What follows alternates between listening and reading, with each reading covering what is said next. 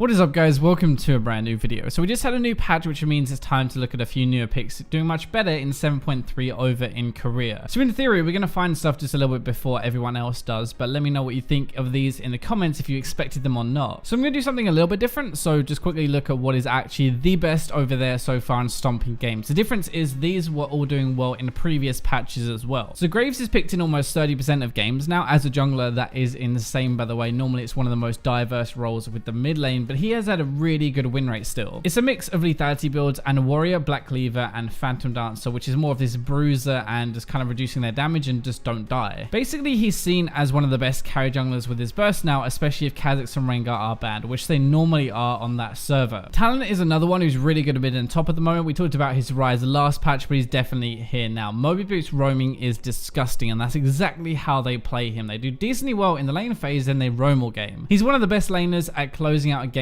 before 30 minutes. He is really good at the moment. Misfortune has a 55% win rate, a high elo, which is the same as the Korean Lucian when he was overpowered, so that is really high. Over there, they get lethality combined with a percentage armor shred from Black Cleaver, so it covers both bases. It covers like a small amount of armor and also shredding a tank. She is the best AD by far at the moment. If anyone oversteps, you ult and it turns the fight instantly. Blitzcrank is the best support in Korea for a long time actually now. He's legit held the #1 win rate for the past 5 patches, which is ridiculous seeing as his play rate is so high as well. The most popular ADs are Jhin, Varus, Caitlyn, and Ashe over there. Like supports Karma, Zara, Misfortune. They're all immobile and they're such easy hook targets. They're so easy to burst. He's so good at getting a lead early and accelerating these lethality ADs to their first few items, which now with the lethality buffs is even better. Finally, Shaco is the best jungler at the moment for the past 2 patches, and surprisingly it's not really lethality either. Lethality is still okay and stuff, but it's mainly Warrior, Hydra, and Shiv as the first 3 items and running a one-shot crit build. Basically, he is like the best mid-game jungler at the moment. The early decent ganks are good and stuff, but at 2 or 3 items he can one-shot, and it's really hard to play against that now he's invisible. So those are the most overpowered in Korea at the moment. We're going to look at some more champions who were super strong but new to this patch, and let me know by the way if you liked having those extras or not. So Quinn is the first one of this actual video. She is the best top laner by a mile in Korea at the moment. She's creeped up the last patch but exploded in 7.3. Lethality is the real cause, like she's already strong but tipped over the edge and made people realize just how good she actually is. Basically, you're going to do well in the early lane phase. You're naturally quite strong with your range side, you have the procs and your blind as well, and then you roam like a god with your bird form. Not only is it the roaming though that is really hard to play against, but it's the synergy with the lethality items. So Ghostblade, you're already very fast with your bird form, but now you're even faster with the Ghostblade active. You actually can't get away from that. It's ridiculous. Edge of Night means she's already flying at you too fast to run away, but now she has a spell shield, so she blocks anything that you try to use to get her out of her bird form and reduce her move speed or lock her down to get away. Duskblade is the true damage burst, right, as well, which contributes to one-shotting people, but you close the gap so quickly you do apply the true damage. Like, remember, damage only applies if it's used within 4 seconds of being seen. So basically, not only does she have good damage at the moment, not only is she a really good roamer who can impact every lane, hunt people down, but all the lethality items increase that damage, but they synergize so well with her kit. That is why she's so broken at the moment. Normally we go over matchups and stuff, but honestly, she's that strong, she is spanking everybody except Fiora, which is pretty even. Kled is one of those picks who actually is not a ton stronger now as like a champion. He wasn't buffed or anything, but he's stronger in comparison to everybody else because there have been a few nerfs. He is a really good anti-AD champion, and he's super strong in the lane phase. He beats like Jace and Riven pretty hard, and he's good versus tanks because of Fervor as well. I still think there's that surprise factor when people don't really understand where his damage comes from, like what you have to dodge or why he's so strong, which does give him an edge. The build is very versatile though. Black Cleaver and Titanic Hydra is health stacking, so you're kind of naturally quite tanky, which also increases your damage, but naturally you get a lot from Fervor anyway. It's kind of surprising when the meta is filled with lethality that this guy who doesn't build it is actually better, but basically I think it's because he's good versus them. Top lane is a bit more active this patch as well at the moment. Like, it's still an island, but you're more roam centric as well. Kled is basically the perfect roaming tool, right, with his ultimate, so he can really carry the entire map. Matchup wise, Fiora again is one of the only champions who does consistently well against him. Apart from that, Kled should have a pretty decent lane phase, to be honest. This one is lethality abusing at its finest, honestly. That when Rengar and Kha'Zix are always banned, this is basically the next best thing in Nocturne. He does decent at every single elo because of his burst damage. So at lower ranks, you catch people off guard, you one-shot them. They split more, like they farm side lanes and stuff, right? So you can ultimate burst them when they're on their own. At higher ranks, they do group a bit more, so it's a bit harder, but you can still one-shot, so it doesn't really matter this patch as much. Now over here in like Europe and also North America, like Nocturne tends to do well early to mid game, but falls off a bit. And actually in Korea, he gets better super late game. It's mainly because if you time it right and you play it like like a Rengar or a Kha'Zix be the follow-up engage and burst someone down, you'll end up doing a lot of work and a lot of cleanup. Koreans also get Hydra a lot of the time. This is something more advanced mechanically, so if you're new to Nocturne, you probably don't want to do it actually. Basically, it adds burst because you can auto as you fly in with your ultimate, use the Hydra, then auto straight away again. It's really hard to pull off, but it's crazy DPS because you're using an auto reset. Your spell shield gives you pretty good matchups actually, like you can block Lee Sin, Kha'Zix via Q and end up turning fights because they couldn't use their main damage. Now Evelynn is another one. As more and more junglers get nerfed, so Kha'Zix and Rengar and stuff, Evelynn naturally gets better and she's been creeping up win rate wise the past few patches, but now she's very good. She's one of the best early game junglers still, actually able to pressure lane super hard and snowball with her damage as well because she still one-shots people when she's ahead. Protobell and Lichbane are core basically every single game for Koreans, and they do build her full AP for burst damage, which isn't really a surprise. Flanking is a pretty hard thing to do in the game actually, but it's also reliant on your team. If they don't know how to deal with you flanking, they're going to screw it up before you get the chance to get into position, and that can actually be really harmful. The thing is, if you can flank though on Evelynn, then you can access the back line and you remove the carries in a split second. That is what she is designed to do. Also surprisingly actually, Smited Ignite is used in about 15 to 20% of games even at high elo to cheese people. She does struggle versus really high burst, so like Shaco, Rengar and Nocturne, who get rid of her before she can do any damage, but she's decent against the mobile champions. Also, one of the things that is probably making her super good at the moment is Jhin is the most popular AD carry. When Jhin is using his ultimate, it is the perfect time for you to flank him and get him. He ults, you flank around while he's aiming and you can kill him before he realizes. Now we're going to pick on a support. So Brand support is much better this patch, not even like from top 10 last time to top 5 now as a support, and overtaking Zara and Malzahar. Obviously he is not played as much, so you like can't take it at face value, but when he is, he's doing better and they take Ignite as well. It's a very ham lane phase. Your poke is actually really good on a Brand. The early damage is nuts if you play aggressive and you get your passive proc on them, which also can hit other people, remember. Rylai's Liandry's being cheaper helps a lot at the moment, but it means you can really start to do more damage in the game, and you're similar to Zara to be honest. You'll end up doing a lot of damage over the course of the game anyway in team fights. The only reason he isn't higher to be honest is because of Blitzcrank and Zyra, who are really popular and do pretty well against him. Zyra is like the easier combo version of Brand basically. The root is easy to hit, so is your ultimate. It's very straightforward. Brand is not as easy to play. There's a bit more to him, but he can be just as effective, if not more effective, and actually do more damage. Blitzcrank as well, if he hooks you, you're basically dead, but against any others, he does really well at the moment, especially Misfortune, who is super popular over there as a support. This is really good at lower ranks as well. If you want to climb as a support, this is a really good way to do it because you have so much damage. So even if your AD carry is dog poo, you can just do the damage he's supposed to do and it's all good. Let's move back to the top lane. So Akali has spiked up the last two patches a lot, like Kled actually, and at the moment is the best early game top laner you can play. If the game ends before 25 minutes in Korea with an Akali in it, over 60% of the time Akali is going to win that game, which is absolutely nuts stat wise. It seems like the Gunblade nerfs didn't really screw her that much, and the new Zhonya's rework a while ago is always going to help her a little bit, the mix of offense and defense, which is exactly what she wants. Her burst is going to be insane when she's ahead, obviously, the healing, the invisibility, and it's super hard to shut her down or actively just stop her from killing someone on your team. Like if she's fed right and she dives in, she's pretty much always going to go 1 for 1, if not 2 or 3 or 4 before she dies. Getting Zhonya's and having the invisibility basically makes exhaust pointless as well. Like as soon as it's used, you just wait the cooldown out without taking damage by using the Zhonya's or going invisible, and you go afterwards. Surprisingly, matchup wise, she's not actually as beast as you think though 1v1. Like she loses to Jace, Pantheon in most games, but the more common ones she does win on average. Most of it is going to come down to the roaming after a lane phase though. She gets ahead, then she moves into other lanes where they just can't deal with that burst that early into the game. Like she'll use 1 ult charge to gap close on the minion wave and then 2 to kill you. She's kind of like a budget version of Quinn actually without a bird. Like she does damage, she snowballs hard, but Quinn is better later because as soon as you get out of the lane phase, Akali can't really hump down people as well, but Quinn can. So when I saw Nidalee on here and I started researching this, I was super confused. Like Korea is known for shorter games in general. Quinn and Talon back that up more too, but I think games are going a bit longer this patch. At least some are going later anyway. Nidalee is supposed to be an early game beast, right? Like she out pressures, she ganks a ton with her mobility and her base damage. The thing is, in Korea at the moment, she is easy to punish early game apparently and snowball on, but she's decent mid game and the 4th best jungler to have statistically late game. This does not mean she's bad early or anything like that. You can't read into it that much, but like on average, she's better than most junglers at full build. I think it's kind of hard to play her late game, but Korea does go full damage, and full damage Nidalee, if she's able to flank and execute, does a crap ton of damage still. That's probably the biggest difference I think actually. We tend to build Athenes and go like early pressure into basically another supporty version with the AD carry. Korea goes damage and tries to hard carry. Matchup wise, she still seems to get spanked by lethality users who bursted too hard, which isn't going to be a massive surprise, but anything else she's able to keep up okay with. One thing I actually want to point out with Nidalee though is she's a very, very good farmer. So she's actually very good at hard carrying a game herself because she can power farm the jungle and get so much gold. Most junglers are kind of low income, which means they make do with what they get, but unless they get a lot of kills, they're not actually able to do that much because they don't have many items. Nidalee is very different, especially in Korea. You can power farm the jungle, you're still able to gank and stuff because you farm so quickly, and that means you're going to have some pressure early, but also you're going to get your 6 items much quicker than the enemy jungler. This is probably why she has such a good win rate later into the game, because at 40 minutes or 30 minutes, she's probably at 6 items where the enemy jungler is only at 4. Anyway, I hope you guys enjoyed this video. Let me know what you think of the picks and the slightly new format, if you enjoyed it or not. Thank you for watching. Sub to see some more if you want to, but for now, let's go to the robots.